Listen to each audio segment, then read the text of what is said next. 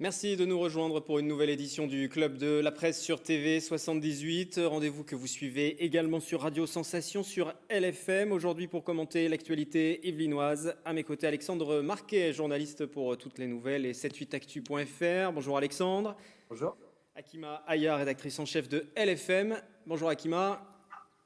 Bonjour. Nouradine Agne pour Marmite FM 88.4 du côté de Trappes. Bonjour également. Bonjour Wilfried, bonjour à toutes et tous. Ça nous permet de vérifier que le son fonctionne bien en même temps. Nicolas Kirillovitz, bonjour. Vous êtes journaliste pour Radio Sensation 98.4. Bonjour à tous. Et Nicolas Dandry, qui lui est en plateau journaliste pour TV 78. Bonjour Nicolas. Bonjour à tous. Vous êtes aussi responsable de l'émission économique sur notre antenne, le Sky Echo. Voici le sommaire pour ce mois de novembre. Confinement, acte 2. La France à nouveau assignée à résidence, mais, car il y a un mais, les écoles sont ouvertes. Le travail peut se poursuivre plus largement et plusieurs magasins restent ouverts. De quoi susciter des incompréhensions de la part de la population et de faire naître aussi une certaine contestation. Samuel Paty, professeur d'histoire en collège, assassiné en pleine rue à Conflans-Sainte-Honorine par un islamiste. Et le pays tout entier bascule à nouveau dans l'angoisse de nouveaux attentats terroristes. Et puis l'élection américaine aussi, mais vu des Yvelines, les expatriés aussi ont fait leur choix. Retour sur ce scrutin très serré. Et puis nous vous dévoilerons aussi nos personnalités locales du mois. Nous évoquerons les sujets prochainement à la une dans vos médias locaux. La fin du confinement reste fixée au 1er décembre. Déclaration de Jean Castex peu de temps après l'allocution du président Macron. Et c'est bien la seule chose plutôt claire en ce moment. Les dérogations, voire même les entorses au confinement sont nombreuses. Pour débuter, j'aimerais un peu avoir le sentiment de chacun sur votre perception un petit peu sur ce confinement. Est-ce que vous avez le sentiment d'une certaine résignation, au contraire d'une contestation de la population aussi peut-être? Comment vous le vivez aussi ce confinement? Nicolas Kirillovitz. Je pense que c'est les deux. Alors c'est un peu une réponse de Normand, mais il y a une résignation du fait des chiffres sanitaires qui sont difficiles à contester, et puis quand même ce mécontentement sur cette cacophonie au sein du gouvernement, mais aussi ce côté peut-être un peu français et qui marche aussi dans les Yvelines où on demande à être protégé et en même temps on a du mal à accepter les mesures qui impliquent cette protection. Donc j'ai envie de dire les deux sentiments, même dans les Yvelines, qui n'est pas à part dans la France. Et Akima, justement, du côté du nord du département, comment est vécu un peu ce confinement en ce moment? Écoutez, nous, on a réalisé un micro-trottoir, comme on le fait régulièrement dans notre programme info, la pause actu, pour justement sonder la population face à ce reconfinement. Et ce qui ressort globalement, c'est quelque chose de très... c'est du en même temps, comme on dirait. Il y a du soulagement et puis en même temps une perplexité, il faut le dire, sur l'efficacité de cette formule, parce qu'il y a quand même une différence entre le premier confinement, celui qu'on a vécu au mois de mars, et c'est ce qui ressort des différents témoignages. Et puis également, ce qui ressort, c'est que la perception est très différente en fonction de si on est retraité, bien entendu, si on est étudiant, si on est actif, puisque ce qu'on voit clairement dans les rues, c'est que les artères sont encore pleines, les axes routiers sont encore pleins. On n'a pas le sentiment, on n'a pas la perception d'un confinement. On va peut-être écouter le micro-trottoir que vous avez réalisé justement pour LFM. On écoute ce son qui nous a été envoyé par LFM. Eh bien, bien et mal, parce qu'on est rassuré d'une certaine façon, parce qu'il a été remis en place. C'est pas facile à vivre. On va juste essayer de vivre avec eux, mais c'est pas facile franchement à parler. C'est difficile pour nous en tant que retraités. On n'a plus de loisirs, on n'a plus le droit de faire de sport, on n'a plus le droit d'aller à la piscine, on n'a plus le droit de rien faire. Sortir une heure, c'est quoi dans une journée? Non, justement, je trouve qu'il est moins dur. Moi, par rapport à mes enfants, en fait, qui sont scolarisés, c'était assez difficile par rapport à mon fils qui était en CE1, en fait, pendant le premier confinement. Est-ce qu'il est aujourd'hui suffisant? On se pose encore des questions, parce que vu le monde qu'il y a dans la journée qui se promène, est-il aujourd'hui suffisant? Voilà, c'est la grande question. Voilà pour ces quelques réactions dans le nord du département. Si on revient sur le sud un petit peu, sur Saint-Quentin en Yvelines par exemple, Alexandre Marquet pour les nouvelles et 7-8 Actu. Vous sur le terrain, vous avez quels échos un peu? On parlait aussi de ces retraités. Est-ce que ce sont eux qui se sentent peut-être un peu plus punis aussi que les autres? Parce qu'eux restent vraiment à domicile puisqu'ils ne travaillent pas. Oui, c'est peut-être les seuls finalement qui sortent pas, parce qu'effectivement, on n'a pas l'impression d'être confiné. Ça ressemble plus à un couvre-feu finalement qu'à un confinement, avec encore des bouchons, la circulation, l'activité économique qui continue, les écoles qui continuent. Et finalement, c'est peut-être pour ça que c'est compliqué pour l'instant, qu'il y a un mécontentement, parce qu'il y en a qui ne comprennent pas que des commerces dits essentiels restent ouverts, alors que d'autres, qu'elles soient fermées. Et je pense que c'est ça qui crée cette incompréhension, ce sentiment d'injustice chez certains. Nicolas Dandry, pour TV78. Il y a aussi une incompréhension du fait que le gouvernement, alors le président Macron a annoncé le confinement, et puis le gouvernement a annoncé le plan, mais un plan en quelque sorte incomplet, parce qu'il y avait encore des débats ce week-end, on se rappelle, autour des librairies notamment, les grandes enseignes qui avaient le droit encore de vendre les livres, notamment les enseignes spécialisées dans le secteur culturel, alors que les petites librairies et les petits commerçants, les libraires notamment présents sur le territoire de Saint-Quentin en Yvelines, ont dû s'adapter. On prend par exemple la librairie du pavé du Canal qui s'est adaptée, qui fait du click and collect, c'est-à-dire que les clients commandent leur livre en ligne et viennent le chercher dans le magasin. Alors voilà, après il y a deux cas de figure. Il y a des commerçants qui sont en colère parce que leurs commerces sont obligatoirement fermés administrativement, mais certains s'adaptent quand même. Et au-delà de ça, il y a une certaine incompréhension qui est aussi alimentée par les élus, par les maires. Alors là, on va faire peut-être un petit tour de table aussi pour voir un peu comment les élus sur vos différents secteurs dans le département ont réagi. Mais il y a des arrêtés qui ont été pris, des arrêtés qui sont au final illégaux puisqu'ils seront cassés après par les préfets. Mais en entendant, certains petits commerces sont restés ouverts. Nouradine, par exemple, peut-être sur Trappes, comment s'est positionné le maire de Trappes sur ces questions-là? Est-ce qu'il, lui, il a pris un arrêté, par exemple, pour ouvrir ses petits commerces? Est-ce qu'il s'est rangé derrière ce qui a été énoncé par le gouvernement? Non, il s'est rangé derrière ce qui avait été annoncé. Et ce qu'il a mis en avant, c'était surtout voilà, l'impréparation, je cite, l'impréparation du gouvernement, notamment concernant les masques dans les écoles pour les petits, à partir de 6 ans. Voilà, c'est surtout ce qui a été mis en avant. Et du coup, la mairie de Trappes a acheté et commandé des petits masques adaptés aux petits dans les écoles primaires notamment, et on a fait la distribution. Donc voilà, c'est surtout ça qui a été mis en avant, et puis après le travail de solidarité également qui est très important en cette période. Mais il n'y a pas eu de décision spécifique concernant les commerçants. Je sais qu'il a signé la tribune de l'Association des maires d'Île-de-France, en estimant qu'il fallait des règles claires et justes, et que de nombreux commerces de proximité ne pourraient pas survivre à un second reconfinement. Il y a eu des élus, Alexandre, dans le département aussi, qui eux ont pris des arrêtés? Oui, il y a eu le maire de Limay, le maire de Maison-Lafille aussi, Jacques Miard. Mais comme vous le disiez, Wilfried, tout ça, ça risque d'être retoqué, parce que c'est des arrêtés qui sont jugés illégaux et qui risquent d'être retoqués par le tribunal administratif de Versailles. Alors qu'il n'a toujours pas été, puisque ça fait, ça fait une semaine, par exemple, pour l'arrêté à Limay qu'il a été présenté par la mairie. Une semaine plus tard, les commerces, visiblement, puisque hier j'étais en contact avec la mairie, sont toujours ouverts et l'arrêté n'a toujours pas été retoqué. Donc, si c'est pour qu'il soit retoqué dans une semaine et qu'Emmanuel Macron annonce au bout de 15 jours, comme il l'a dit, que les commerces pourront rouvrir, ça sera une opération réussie, par exemple, pour le maire de Limay. À moins que ce soit un confinement plus dur qui soit annoncé aussi dans une semaine. À moins que ce soit le cas aussi, ouais. Nicolas?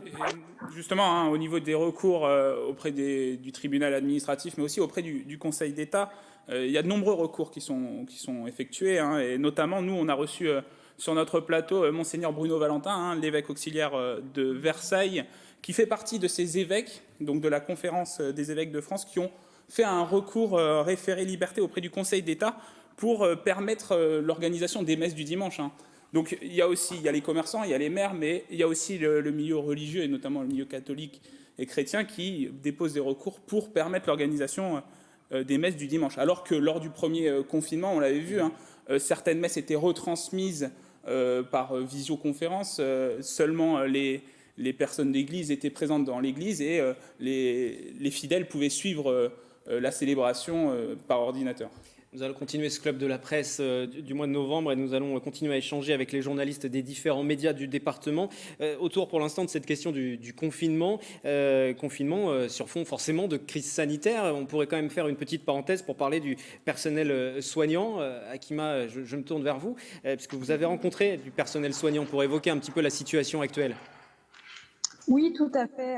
L'équipe de Melan les Mureaux qui a souhaité nous alerter effectivement sur la situation de grosse crise qu'il vivait avec une saturation. Bon, alors ça rejoint ce qu'on entend déjà au niveau national avec l'annonce cette semaine de plus de 85% des lits de réanimation qui seraient occupés. Alors au niveau local, en tout cas en ce qui concerne l'hôpital de Melan les Mureaux, c'est ce que notre journaliste reporter effectivement a constaté, avec des lits dans les couloirs, avec finalement des patients relativement jeunes, entre 35 et 40 ans. Donc une deuxième vague effectivement qui est plus dure. Et justement, on a l'extrait d'un reportage pour entendre les réactions du personnel soignant qui est véritablement à bout. On est, comme vous pouvez le voir, hein, on est débordé. Aujourd'hui, on a une collègue qui est venue travailler ce soir parce qu'elle n'avait pas le choix, on lui a pas laissé le choix alors qu'elle est positive. Actuellement, je suis en poste, mais je suis en congé. Donc, je suis revenue hier, aujourd'hui, je reviens dimanche soir, mercredi prochain. Enfin voilà, on compte plus les heures dans lesquelles on revient. On n'a même pas de thermomètre, nos tensiomètres ne marchent pas, on est fatigué, on n'est pas aidé. Et là, on doit encore survivre à une deuxième vague de Covid. À la télé, on entend que tout va bien, qu'ils essayent de faire leur maximum, qu'ils ont appris de la première vague. Mais nous, on est toujours en souffrance au sein de l'hôpital, quoi. Je trouve que cette deuxième vague est beaucoup plus intense et beaucoup plus compliquée à gérer que la première. On doit donner de notre personne, de notre temps, de notre force. À un moment donné, il faut arrêter. Faut mettre les moyens, parce que la santé n'a pas de prix, ni la nôtre, ni celle des patients. On voit la situation dans les hôpitaux et cette saturation sur les différents lits. Dans le reste du département, Alexandre, peut-être? Non, moi, j'ai pas trop d'écho. Je sais. Oui, je profite juste pour rebondir parce que vous dites que vous n'avez pas trop d'écho. Et effectivement, quelquefois, c'est difficile d'avoir les chiffres des hôpitaux. C'est-à-dire que l'ARS communique, l'Agence régionale de santé, mais quand on contacte les hôpitaux pour avoir les chiffres très précis, c'est un peu plus compliqué. On a plus de mal à les avoir. Oui, Mignot et Poissy, c'est compliqué. Je sais que mon collègue de Rambouillet a plus de facilité, mais en passant par les syndicats. Et c'est vrai qu'effectivement, c'est un vrai problème pour les journalistes locaux de pouvoir communiquer là-dessus. Ouais. Il y avait un mouvement hier visiblement à Rambouillet. J'ai vu ça dans la presse et notamment sur 7-8 Actu. Il y avait visiblement un mouvement à Rambouillet pour manifester contre le manque de moyens devant l'hôpital. Donc on voit que ça monte. C'est la suite du Ségur de la santé aussi concernant Rambouillet où les syndicats demandaient des différentes primes qui n'avaient pas été aussi versées mais qui alertaient sur cette saturation, même si une fois de plus, nous journalistes locaux, vous le voyez, on a quelquefois du mal à avoir les chiffres très précis d'occupation des lits, même si l'Agence régionale de santé le confirme, hein, il y a une saturation. Alors pour continuer à discuter autour de cette crise sanitaire, on peut aussi parler des enseignants parce que la rentrée a été très particulière pour tous les élèves et les syndicats enseignants, en tout cas certains, ont appelé aussi à tout simplement fermer les écoles si les protocoles sanitaires n'étaient pas renforcés. Alternance de classe, pour faire simple, diviser les groupes, avoir moins de monde dans les écoles. Il y a eu quelques mouvements aussi, et du côté de Mantes aussi, il y a eu quelques professeurs qui encore aujourd'hui, sont en grève. Absolument, et puis surtout des manifestations on va dire des mini-émeutes. Il y a des voitures qui ont brûlé sur différents sites à Mantes-la-Jolie, Mantes-la-Ville. Donc on a commencé à avoir effectivement une agitation. Cette semaine, on a eu le sentiment que c'était un petit peu la semaine test. Et au final, le test n'a pas été concluant, hein, visiblement. Et même si on n'a pas eu directement les syndicats, de notre côté, on a eu quelques difficultés à rentrer en contact avec les enseignants du second degré. Avec les enseignants du premier degré, beaucoup moins. Globalement, ce qui ressort, nous, sur notre secteur dans le Mantois, c'est qu'au niveau du premier degré, les enseignants, même si la situation est stressante, ils sont quand même favorables au maintien de l'école avec les masques, sous condition de respect des conditions sanitaires. Par contre, en ce qui concerne les collèges et les lycées, c'est là que clairement c'est ingérable. Et effectivement, la proposition de faire cours à distance avec une journée sur deux semble celle qui sera maintenue. Comment s'est passée la rentrée sur vos différents secteurs, Moradine, pour Marmite? Oh, la rentrée, c'est plutôt bien passé, hein. Alors, pour rejoindre un petit peu aussi ce que disait Akima, c'est vrai que au niveau de l'école primaire, voilà, on a eu beaucoup de retours, on a eu beaucoup de témoignages également à ce niveau-là, en disant que c'était compliqué de faire respecter des règles sanitaires pour des enfants, notamment 6-7 ans avec les masques. Vous doutez bien que... D'ailleurs, c'est l'argument qui avait été utilisé initialement hein, lors de la première vague. On disait que ce n'était pas nécessaire de mettre des... non pas que ce ne soit pas efficace, mais que ce n'était pas nécessaire de mettre à des enfants de 6 ou 7 ans parce que justement, ils étaient trop petits et qu'ils n'arrêtaient pas de toucher les masques, de les bouger, de les mettre dans leur poche, etc. Et que du coup, ça rendait cela inefficace. C'est exactement ce qui s'est passé hein, en élémentaire notamment. On a beaucoup d'enseignants qui nous ont dit que c'était très compliqué de faire respecter cette consigne notamment. Et puis au niveau des collèges et des lycées, le problème qui se pose, c'est que quand vous avez 35 ou 40 élèves dans une classe, c'est très compliqué de pouvoir respecter des distances de sécurité, de pouvoir éviter les brassages et puis de pouvoir aussi, il commence à faire froid, régulièrement aérer les salles, quoi. Donc c'est ce qui est ressorti en tout cas pour cette rentrée, même si globalement, ça c'est plutôt bien passé. Il y avait d'ailleurs un appel à mobilisation. Il y en aura un, je crois que c'est le 10, si je ne dis pas de bêtises, une mobilisation nationale. Donc voilà, affaire à suivre. On va écouter un représentant du syndicat SNES FSU. C'était sur notre antenne il y a quelques jours. D'une part, on a eu connaissance du protocole uniquement jeudi soir, donc c'est extrêmement tardif pendant une période de vacances pour le mettre en place. D'autre part, ce protocole, il n'est que prétendument renforcé, puisque en fait, il est indiqué à de nombreux endroits que les mesures sont préconisées, et puis si ce n'est pas possible, eh bien, on continue comme avant. Donc, on ne peut pas parler de protocole renforcé. Et enfin, un certain nombre des mesures qui sont préconisées sont complètement inapplicables. C'est-à-dire que, par exemple, pour les mesures de distanciation physique, si on ne diminue pas le nombre d'élèves présents dans l'établissement, elles sont en fait complètement impossibles à mettre en place, puisqu'on ne peut pas simplement pousser les murs pour agrandir les locaux. Donc nous, ce qu'on souhaite, c'est rester ouvert le plus longtemps possible. Et ce que l'on craint, c'est que si des mesures adaptées, appropriées, qui sécurisent tous les élèves et tous les personnels, maintenant, si ces mesures ne sont pas prises, effectivement, nous allons arriver à une fermeture totale des établissements très rapidement. Donc nous, ce qu'on demande, c'est un protocole beaucoup plus strict et beaucoup plus sécurisant. Voilà pour cette intervention de Delphine Romani du SNES FSU. C'était à suivre sur le journal, dans le journal de TV 78. Nous continuons à faire ce tour d'horizon et voir comment le confinement, cette période, ce reconfinement est vécu dans le département des Yvelines, avec tout de même un volet important, celui de l'économie. La première vague est passée, beaucoup d'entreprises en ont souffert. On le ressent aujourd'hui et il y a ce reconfinement. Ce sera forcément beaucoup plus compliqué aussi pour tous ces chefs d'entreprise, ces entrepreneurs. Nicolas Dandry, peut-être un petit point, vous avez quelques chiffres justement. Exactement, quelques chiffres qui nous viennent de la CCI et de la Directe.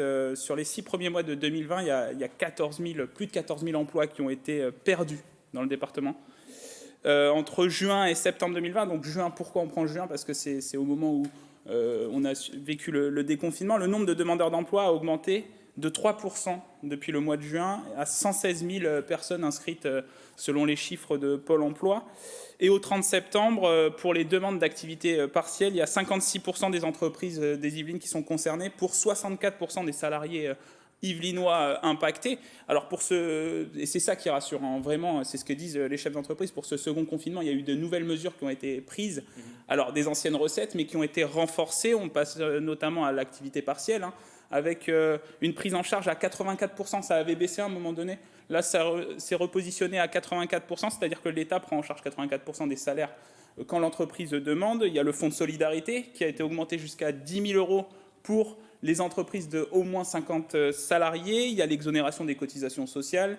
Le PGE est toujours disponible. Il a été prolongé jusqu'au 30 juin 2000. Le prêt garanti par l'État. Voilà. C'est-à-dire que les entreprises peuvent demander un prêt auprès de leur banque. Ce prêt qui est garanti par l'État. Et ça, les entreprises peuvent le demander jusqu'au 30 juin 2021. Alors le PGE, c'est un peu ce qui tient et ce qui maintient en vie les entreprises aujourd'hui. Pourquoi ? Parce que le remboursement commence seulement 1 an après. Là, les PGE ont été demandés au mois de mars, c'est-à-dire qu'à partir de mars 2021, les entreprises commencent à rembourser ce prêt. Donc pour le moment, l'argent a été utilisé ou pas d'ailleurs, parce que certaines entreprises, et ça nous a été confié par le président Yveline de la Fédération bancaire française, certaines entreprises ont stocké les prêts dans leur trésorerie, c'est-à-dire que cet argent est disponible, ils ne l'ont pas utilisé. Et ça concerne aujourd'hui dans les Yvelines 10 000 entreprises et 95% de ces entreprises sont des TPE-PME. Donc c'est vraiment les petites structures, celles qui sont le plus en danger par rapport à ce deuxième confinement.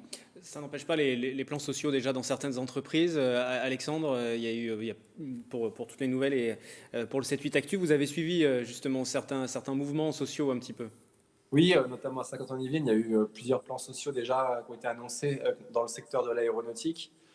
Chez Permaswatch à Auclay-sous-Bois, chez Sphérea à Elancourt, chez Airbus à Elancourt aussi avec les Saint-Pierre. Donc c'est un secteur déjà très touché.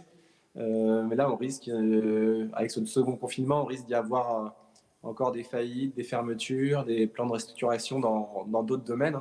Je pense par exemple, il y a Alinea aussi qui avait annoncé un plan Auclay-sous-Bois.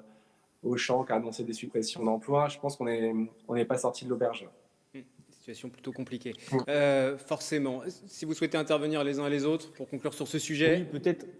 Si je pouvais rebondir sur ce sujet, on comprend parce qu'au début on a parlé des retraités, ensuite on a parlé du personnel soignant, puis des enseignants et aujourd'hui des commerces et donc de la vie économique, et on voit de la difficulté là de faire de la politique parce qu'il faut essayer de contenter tout le monde, de sauver le secteur économique, en même temps protéger les enseignants, protéger les personnels soignants.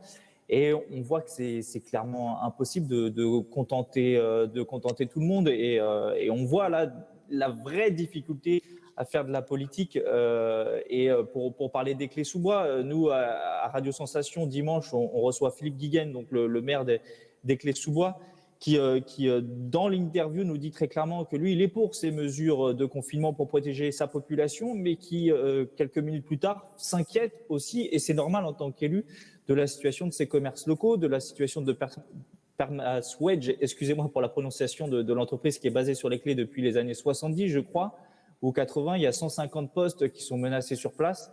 Et on voit là toute la difficulté vraiment à réussir ce confinement en France et dans les Yvelines. C'est la politique du en même temps. Voilà, satisfaire tout le monde en même temps. Ouais.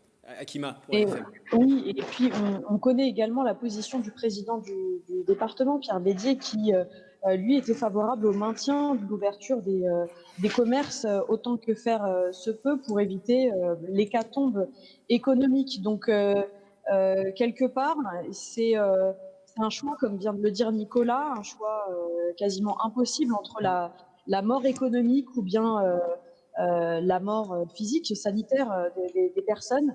Donc, et c'est la première fois dans notre histoire qu'on se retrouve confronté à une telle situation.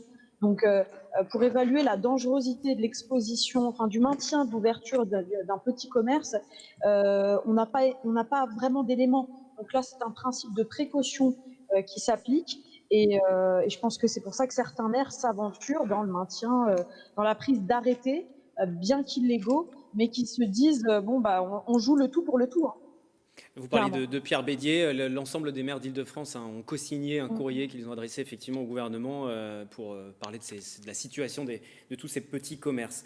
Nous allons refermer cette page consacrée à la partie du confinement pour ce club de la presse de ce mois-ci et nous allons passer aux autres sujets qui font l'actualité dans le département. Et malheureusement, dans l'actualité, il est aussi question de la menace terroriste. Juste au début des vacances de la Toussaint, le professeur d'histoire en collège, Samuel Paty, a été décapité en pleine rue pour avoir parlé lors d'un cours de la liberté d'expression. Après l'émotion, à peine le temps de s'interroger, de trouver des réponses adaptées, qu'un nouvel attentat était perpétré du côté de Nice. Les uns et les autres, aujourd'hui, est-ce qu'on est dans une situation véritablement explosive, avec un danger un peu à chaque coin de rue, sans rentrer dans une angoisse et une paranoïa. Mais est-ce que ce danger, ces inquiétudes sont réelles ou c'est plus des faits isolés, comme sur le terrain? Nouradine, par exemple, du côté de Trappes. On sait que je m'adresse à vous parce qu'on sait qu'il y a eu beaucoup de départs aussi il y a quelques années pour la Syrie, donc forcément, Trappes est aussi une ville exposée. Oui, effectivement, selon les chiffres, entre 60 et 80 départs.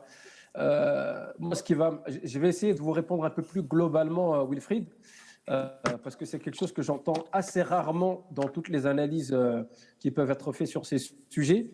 Il me semble connaître sur une analyse plutôt avec un biais très rétréci de ce qui se passe directement sur notre territoire, mais qui nous manque un petit peu une vision géopolitique un petit peu plus globale. Les attentats sont liés à une situation géopolitique mondiale très compliquée et notamment à une confrontation à laquelle la France participe, bien entendu, par rapport à tous les mouvements djihadistes qu'il peut y avoir en Syrie, au Mali, en Irak et dans d'autres territoires. Et je pense que tant que cette situation ne sera pas réglée, eh bien, en France ou dans d'autres pays européens, ou même dans les premiers pays concernés, puisque les attentats frappent principalement les pays que j'ai cités tout à l'heure, que sont la Syrie, l'Irak, l'Afghanistan ou encore d'autres pays, tant que cette situation ne sera pas réglée, eh bien, on ne sera pas à l'abri ici dans notre pays. D'ailleurs, le ministre de l'Intérieur et le Premier ministre l'ont annoncé également, il y aura d'autres attentats. D'ailleurs, il y en a qui sont déjoués tous les jours. Donc, je pense que cette peur, elle est dans la tête, en tout cas, de beaucoup de concitoyennes, de concitoyens. Mais je suis d'accord également avec ce que vous avez dit. Il ne faut pas non plus tomber dans une sorte de paranoïa, que la peur soit présente, certes, mais je pense que ce que les gens, en tout cas, que je vois moi à Trappes, ont envie, c'est qu'on continue de vivre et que ce soit peut-être la meilleure réponse à apporter à celles et ceux qui voudraient remettre cela en question. Nicolas Dandry.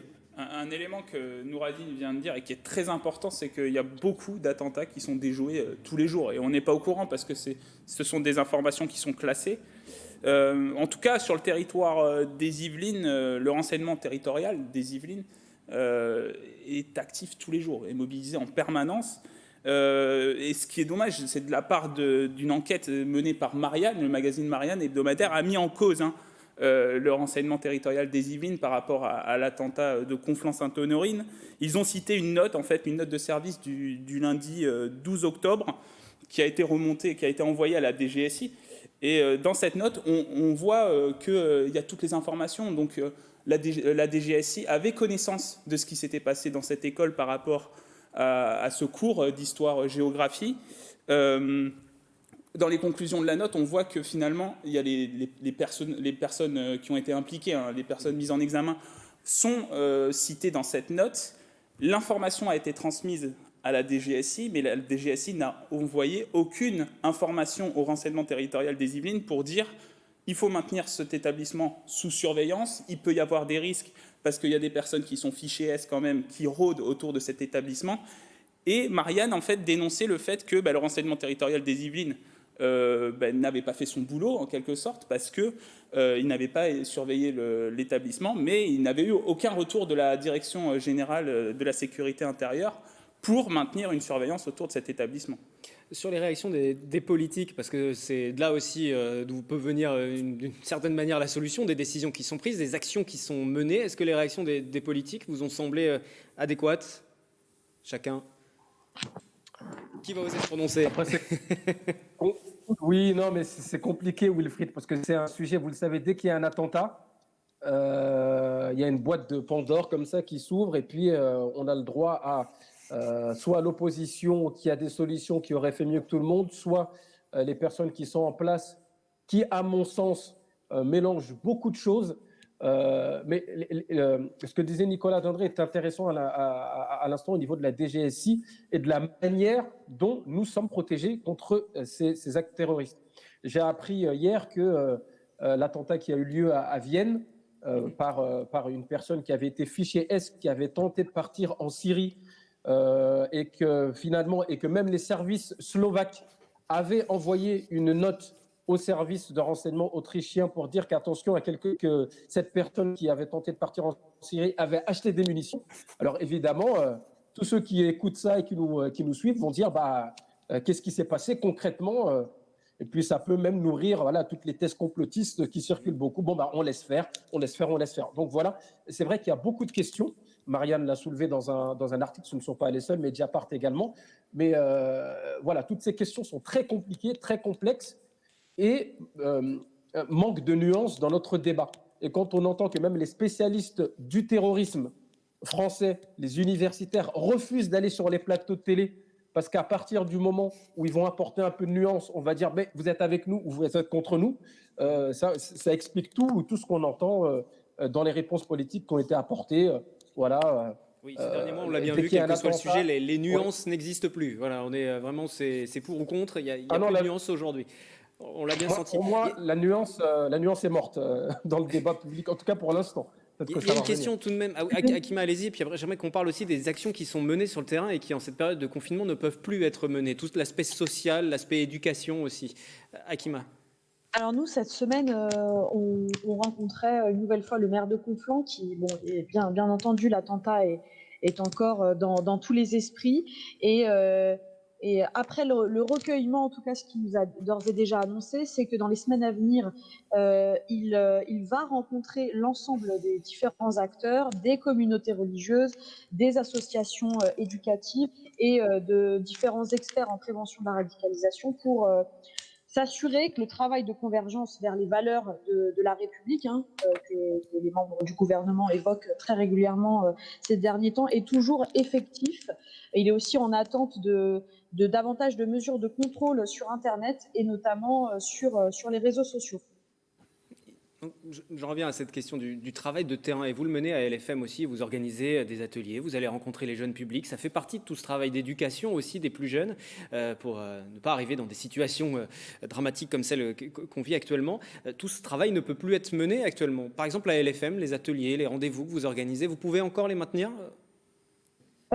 Alors, le travail pédagogique a considérablement baissé, notamment depuis le début du confinement, donc depuis le début de la semaine. C'est un travail qui est fait à distance.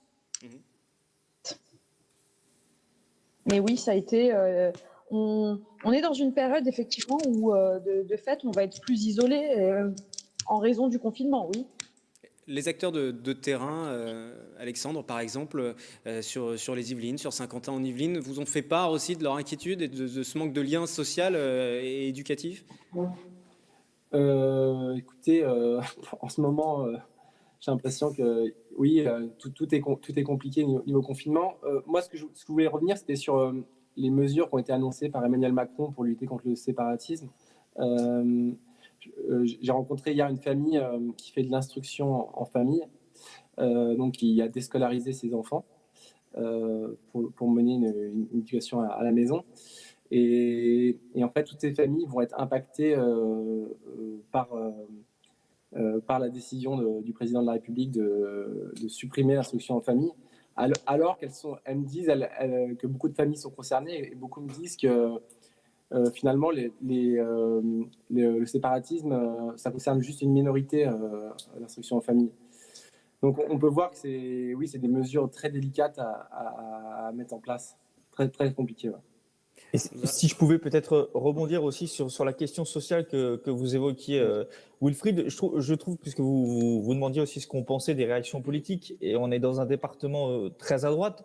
On le sait, c'est que souvent le volet sécuritaire est mis en avant et on met de côté la question sociale qui joue beaucoup. On le sait dans ces questions-là.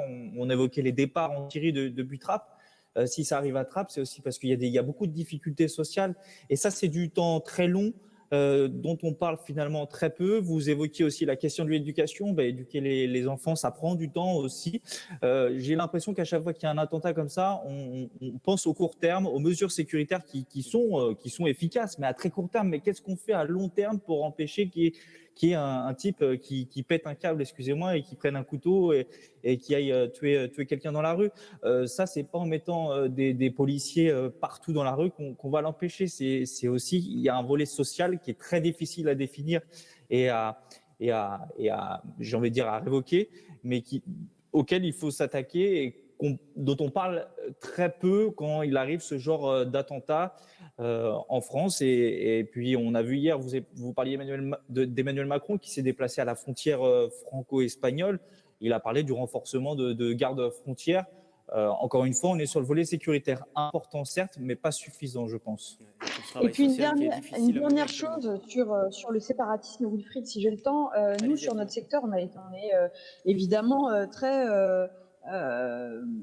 interpellés par le nombre de déplacements ministériels et de membres du gouvernement sur une ville telle que les Mureaux. D'ailleurs, le plan contre le séparatisme annoncé par Emmanuel Macron s'est fait une fois de plus dans cette ville.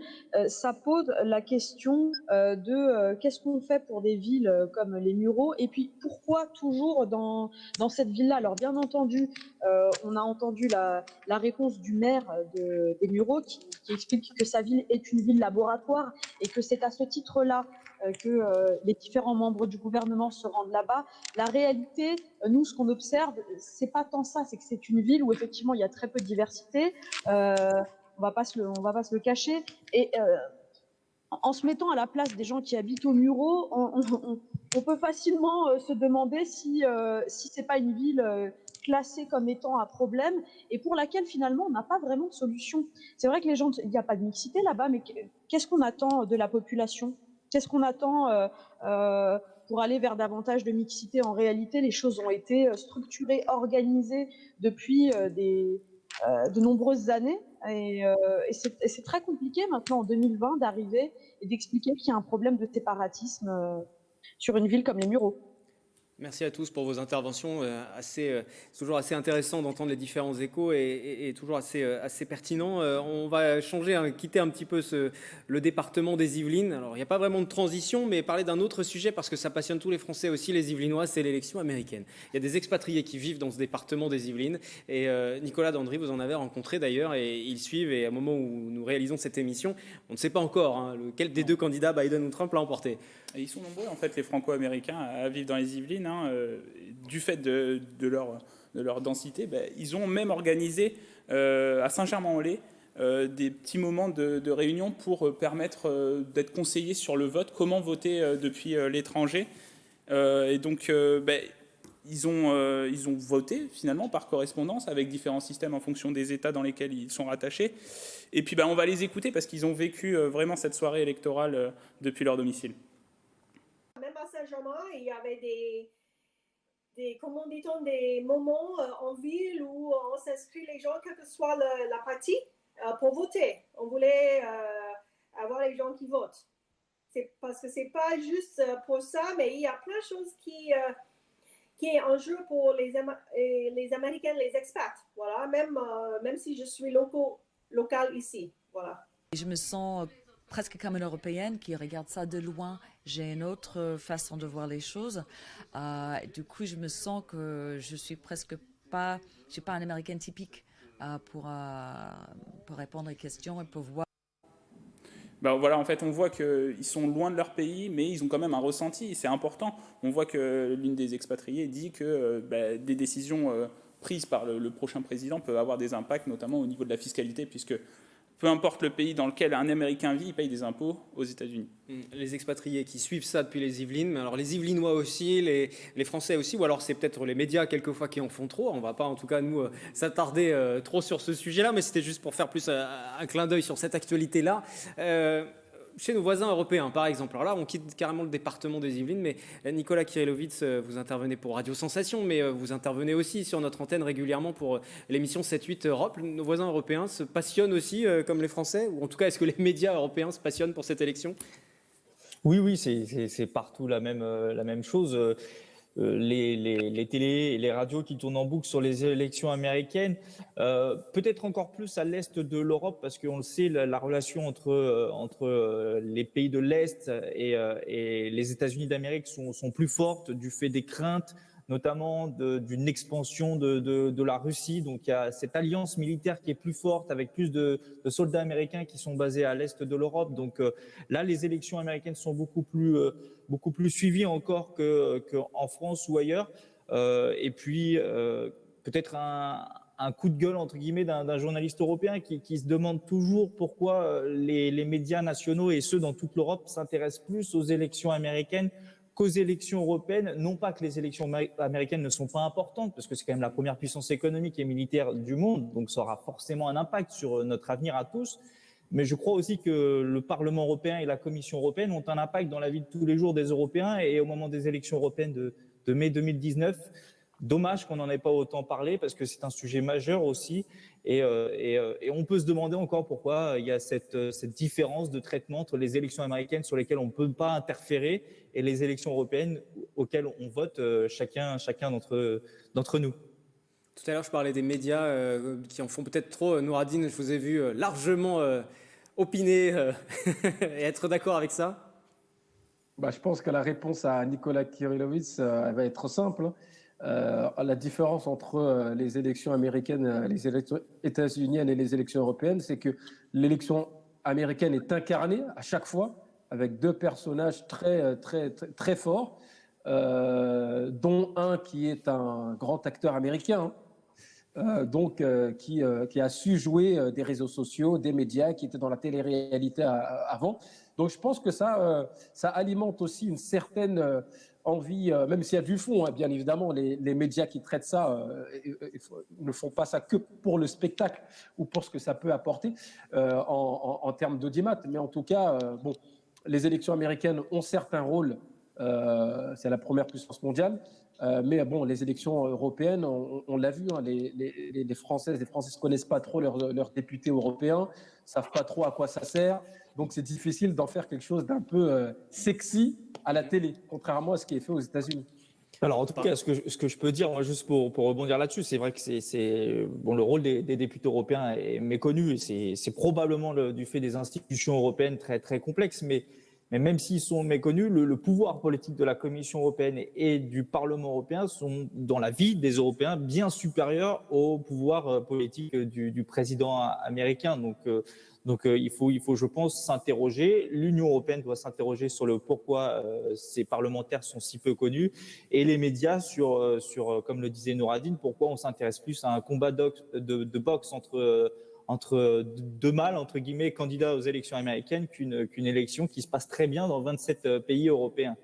Vous parliez, Nouradine, tout à l'heure de ces élus européens qu'on ne connaît pas pour la plupart, on ne sait pas qui ils sont. C'est aussi vrai quelquefois pour les élus locaux, hein. Je ne suis pas sûr que tous les habitants du département, si on leur demandait les noms de leurs députés, de leurs conseillers régionaux, de leurs conseillers départementaux, ils seraient très à même de pouvoir répondre. D'ailleurs, on verra si les élections régionales départementales sont maintenues en mars prochain. Ça dépendra de la situation sanitaire. La décision n'a pas encore été prise, mais on verra et la participation, et puis ce serait intéressant d'aller voir si les uns et les autres connaissent déjà le nom des sortants, voilà, en dehors de ceux qui peuvent être quelquefois plus médiatiques.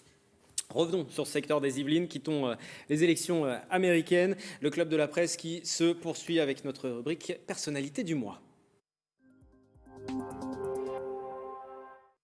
Avant de vous présenter nos personnalités du mois, les choix des journalistes des Yvelines, nous devions bien évidemment prendre le temps de nommer celui dont tout le monde parle et à qui tout le monde pense ces dernières semaines, Samuel Paty, professeur d'histoire de 47 ans, décapité en rentrant chez lui pour avoir abordé quelques jours plus tôt les caricatures de Mahomet lors d'un cours avec ses élèves de collège. Nos pensées vont également à sa famille, son fils également de 5 ans, bientôt pupille de la nation, comme l'a annoncé depuis le ministre de l'Éducation.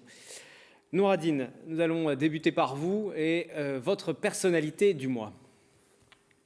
Alors, ma personnalité du mois, c'est Laurent Garin, qui est le gérant de la librairie Le Pavé du Canal de Saint-Quentin en Yvelines, donc qui est à Montigny. Et par lui, c'est un peu toutes les librairies indépendantes que j'ai voulu mettre à l'honneur. Nicolas en a parlé tout à l'heure, Nicolas Dandré en a parlé tout à l'heure dans l'introduction de l'émission. Voilà, des librairies qui sont mises à rude épreuve et qui sont dans une sorte de concurrence très déloyale avec notamment les géants de l'e-commerce. Donc voilà, c'était l'occasion de mettre en avant ces libraires qui ont vraiment connu un regain de succès juste après le confinement. et voilà, qui ont fait des points de retrait, des livraisons. Donc, c'est l'occasion de les mettre en avant et puis de faire marcher aussi le marché et l'économie locale. Alexandre Marquet, pour les nouvelles, 7-8 Actu. Oui, donc moi je voulais mettre en avant le père Étienne Guillet, le curé de la paroisse de Trappes, qui malgré cette période compliquée pour lui et pour tout le monde, tente de multiplier les initiatives. À la sortie du premier confinement, il avait remercié tous ceux qui avaient travaillé pendant le confinement en distribuant des sablés, des gâteaux dans la commune, notamment aux commerçants. Il y a quelques jours, à l'occasion de la Toussaint, il voulait organiser une grande messe sous le chapiteau d'un cirque qui était installé dans la commune pour égayer un peu le quotidien des gens et puis pour aider le monde du cirque qui avait beaucoup souffert du confinement. Bon, la messe a été finalement annulée à cause du confinement.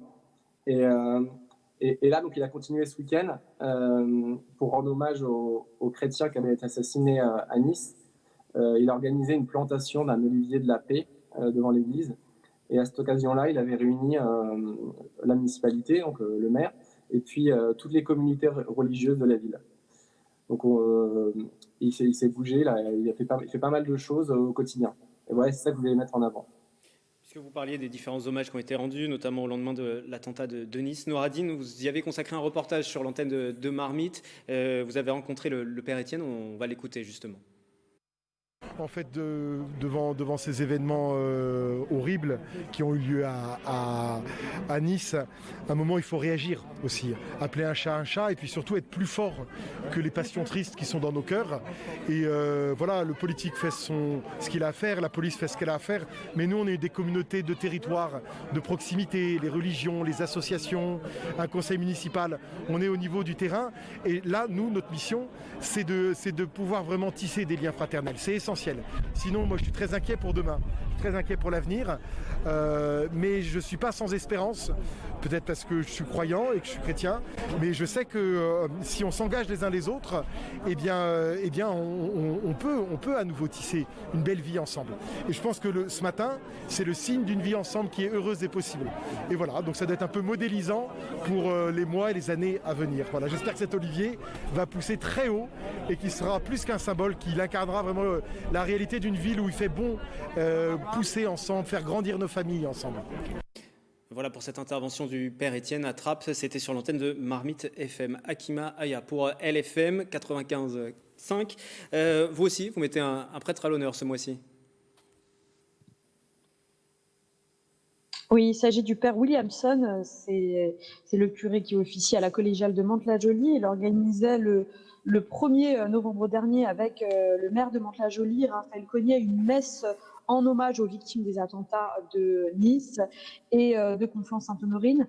Et on l'a choisi parce qu'au-delà du message aux fidèles, il porte un message très fédérateur, empreint de courage, à lui qui refuse la peur, et puis surtout d'appel à l'unité, des messages qu'on a besoin d'entendre en ce moment, qui sont de plus en plus rares dans cette période trouble. On a un extrait, je ne sais pas si on a prévu de l'écouter, mais en tout cas, c'est la personnalité du mois. Oui, on va l'écouter aussi également.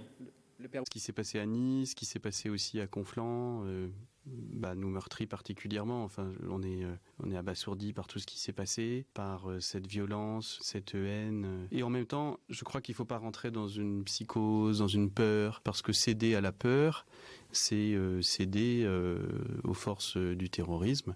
Je ne veux pas céder à la peur. Je pense qu'il faut simplement continuer à vivre, et à vivre les uns avec les autres. Puisqu'on a quelque chose à dire par rapport à le fait d'être très différent dans notre société, aujourd'hui multiculturelle, multireligieuse. On a à dire qu'il est possible de vivre ensemble.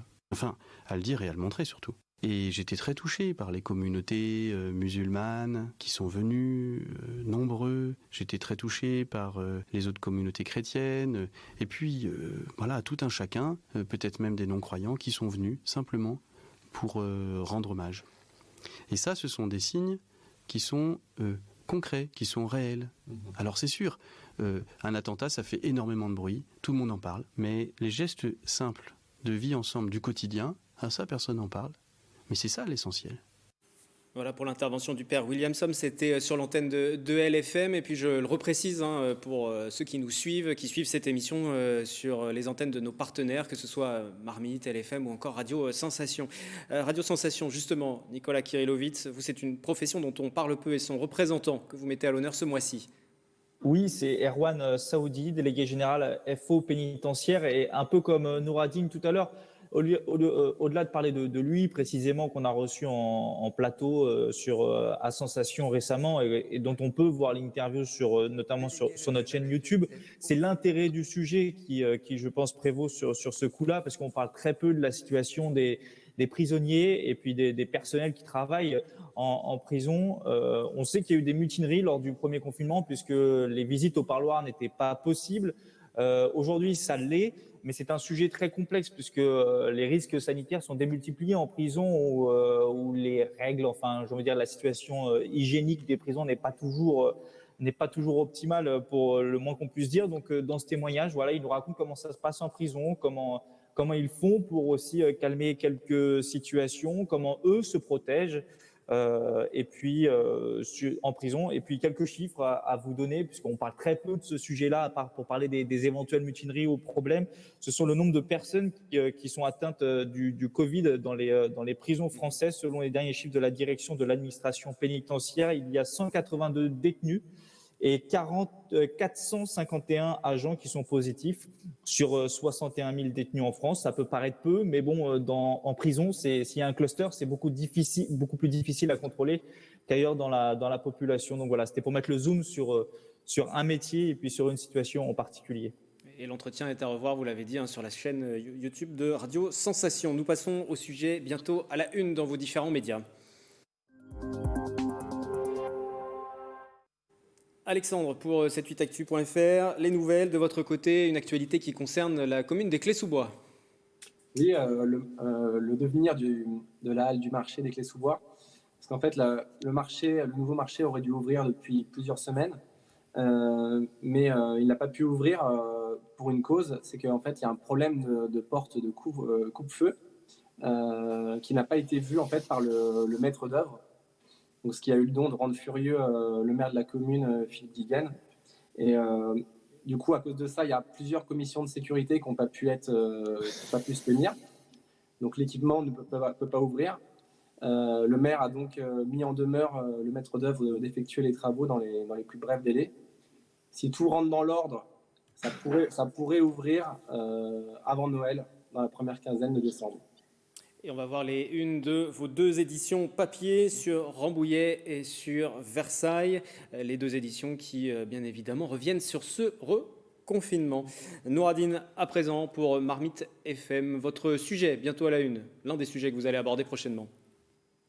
On va passer toute la semaine prochaine, Wilfried, avec une spéciale semaine des écrivains persécutés, empêchés et emprisonnés.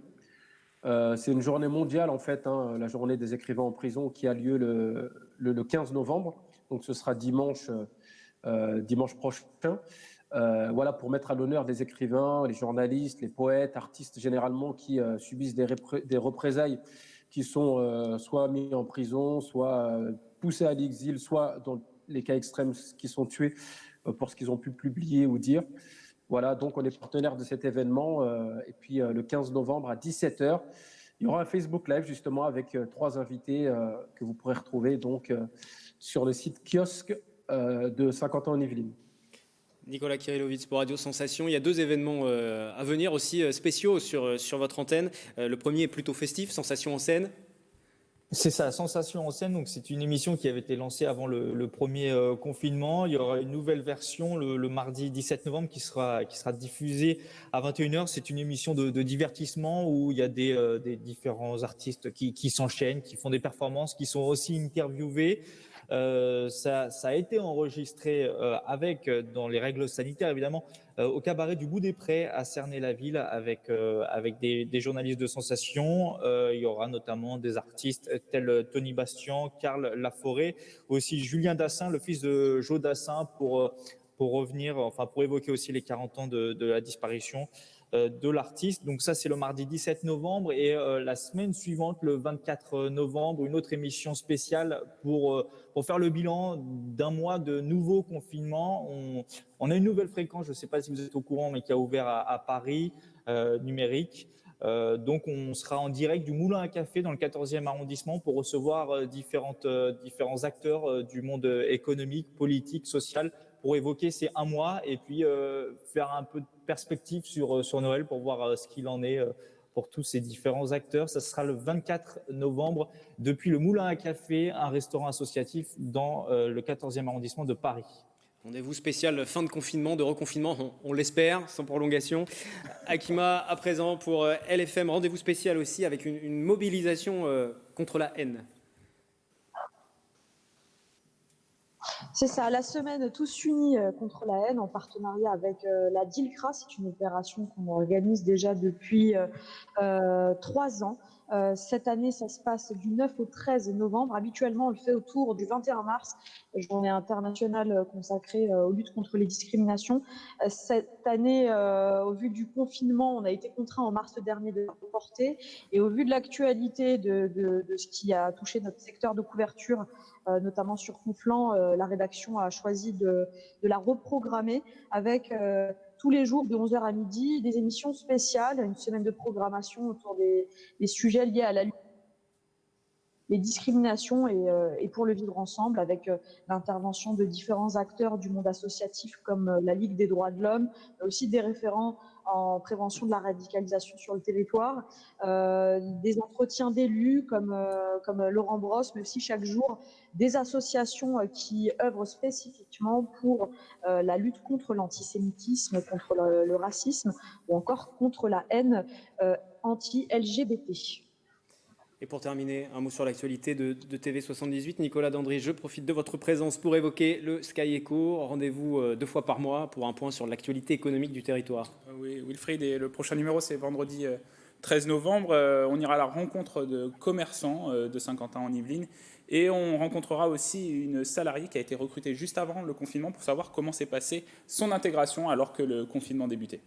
Merci Nicolas Dandry pour TV78. Merci aussi aux différents acteurs journalistes du département. Merci. Pour 78actu.fr, les nouvelles, Marmite, LFM, Radio Sensation. Plateau plutôt complet ce mois-ci. On se retrouve très bientôt sur les différentes antennes de vos médias. Très bon courage à tous et puis profitez-en pour prendre soin de vous aussi.